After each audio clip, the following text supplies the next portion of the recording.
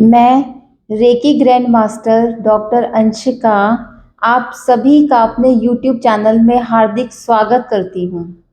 आप सभी को मेरी तरफ से नव वर्ष की हार्दिक शुभकामनाएं।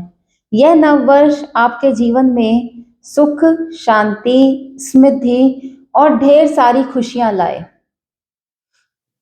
आप अपने जीवन में स्वस्थ रहें, मस्त रहें और जीवन में ऐसे ही आगे बढ़ते रहें। मैं आशा करती हूँ कि आप इस वर्ष रेकी को सीखकर स्वयं अपनी समस्याओं का निवारण कर सकते हैं। तो स्टार्ट करते हैं रेकी सीखने का सफ़र मेरे साथ, डॉक्टर अंशिका के साथ।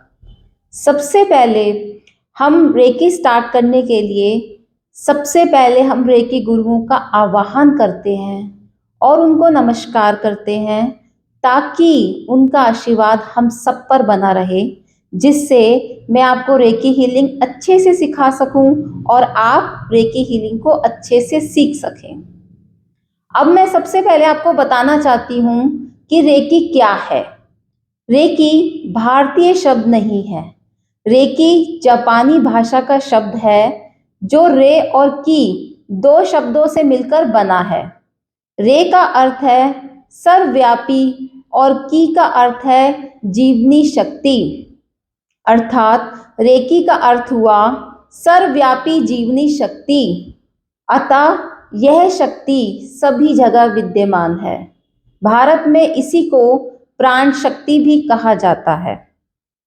अब मैं आपको बताना चाहती हूँ कि सामान्य भाषा में रेकी है क्या। हमारे हथेली के मध्य भाग से जो एनर्जी निकलती है उसे हम रेकी कहते हैं।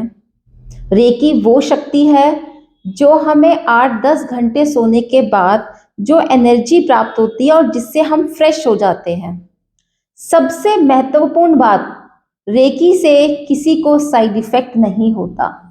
रेकी किसी को हानि नहीं पहुंचा सकती। किसी को फायदा पहुंचे या ना पहुंचे, लेकिन वो उसका नुकसान नहीं कर सकती। मैं आपको अपने 13 साल के एक्सपीरियंस के आधार पे बताना चाहती हूँ कि रेकी हीलिंग से फायदा ही फायदा होता है। अब मैं आपको बताना चाहती हूँ कि रेकी हीलिंग हमारे हाथों से निकलती कैसे है, कैसे प्रवाहित होती है। रेकी ऊर्जा ब्रह्मांड में व्याप्त है। जब हम रेकी हीलिंग का को कॉल करते हैं, रेकी हीलिंग का आवाहन करते हैं, तो ब्रह्मांड से ऊर्जा हमारे क्राउन चक्र जो हमारे सर के ऊपर होता है, हमारे क्राउन चक्र से अंदर प्रवेश करती है और हमारे मस्तिष्क से होती हुई हमारे हाथों के थ्रू प्रवाहित होती है। यहाँ से रेकी ऊर्जा तब प्रवाहित होती है जब हमारे बॉडी के सातों चक्र जागृत हो चुके हैं। मैं आपको अपनी आने वाली वीडियोस में बताऊंगी कि अपने बॉडी के 7 चक्रों को हम कैसे जागृत कर सकते हैं।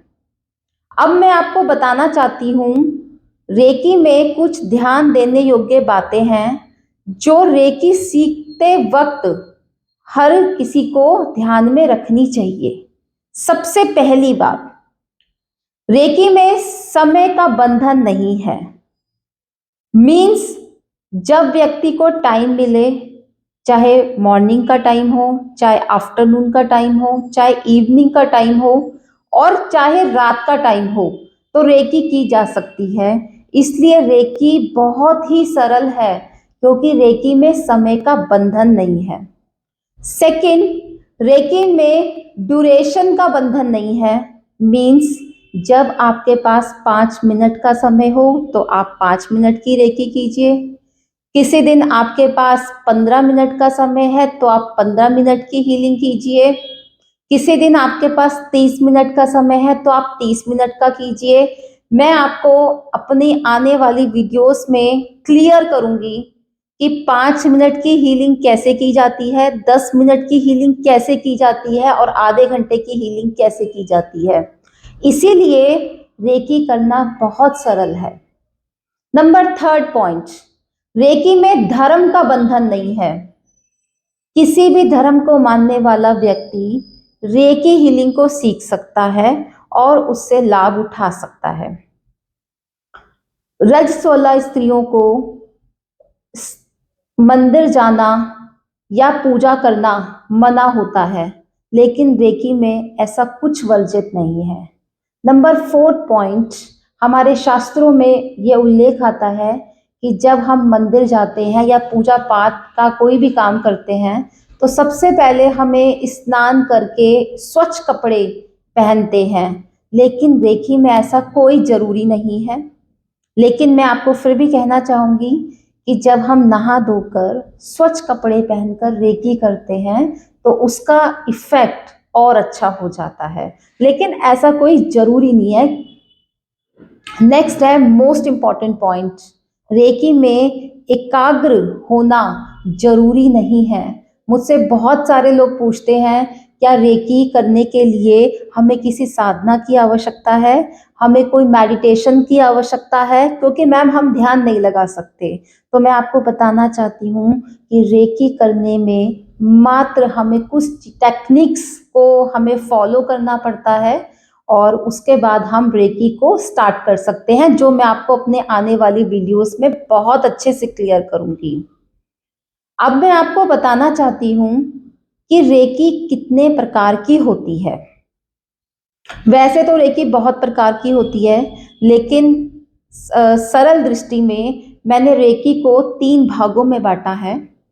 पहला टाइप सेल्फ हीलिंग करना, मीन्स खुद की हीलिंग करना। सेकेंड टाइप दूसरे व्यक्ति की हीलिंग करना। थर्ड टाइप जीव जंतु, पेड़ पौधे और किसी निर्जीव वस्तु जैसे बर्तन, कमरा, कपड़ा आदि की हीलिंग करना। तो मैं आपको बताना चाहती हूँ कि सबसे पहले आप सेल्फ हीलिंग करना सीखें। मैं आपको अपनी आने वाली वीडियोस में बहुत अच्छे से क्लियर करूंगी कि हम सेल्फ हीलिंग कैसे करते हैं। तो जुड़े रहिए मेरे यूट्यूब चैनल के साथ, डॉक्टर अंशिका के साथ। मैं आशा करती हूँ कि आप सभी मेरी फैमिली का हिस्सा बने। इसके लिए आप मेरे यूट्यूब चैनल को सब्सक्राइब करें और बेल बटन को प्रेस करें, जिससे कि मेरी नेक्स्ट वीडियो का नोटिफिकेशन आप सभी तक पहुंच सके। आप मेरी वीडियोस को लाइक कीजिए और शेयर कीजिए। नमस्कार।